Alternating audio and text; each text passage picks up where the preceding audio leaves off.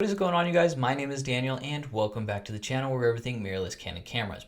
In this video, I'm going to show you how to use your Canon R6 in 2 easy steps to use it as a webcam for anything from streaming to just the virtual meetings that you always have and you just want a better camera for it.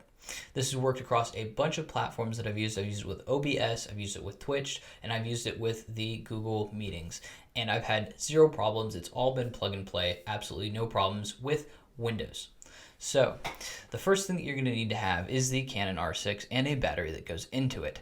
As far as I can tell, you can get about 6 hours worth off of one of these battery charges. So as long as you're not planning on doing anything that's longer than 6 hours, a one battery setup is going to be fine. You won't have to buy anything there.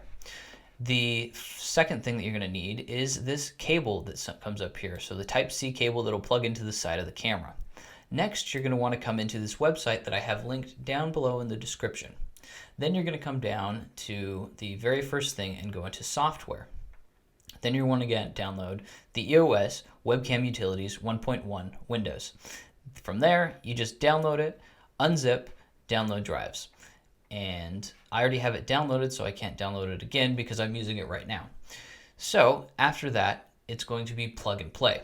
You plug the cable into your Canon R6 and then you plug the USB into your computer and boot up whatever it is that you need a webcam for, and it will instantly recognize it as the go-to camera. From there, that's all it is. So if you enjoyed this video or it helped you out, don't forget to like and subscribe so that you never miss out on any future Canon camera videos that will help you out in the mirrorless world. My name is Daniel. Thank you so much for watching. Take care.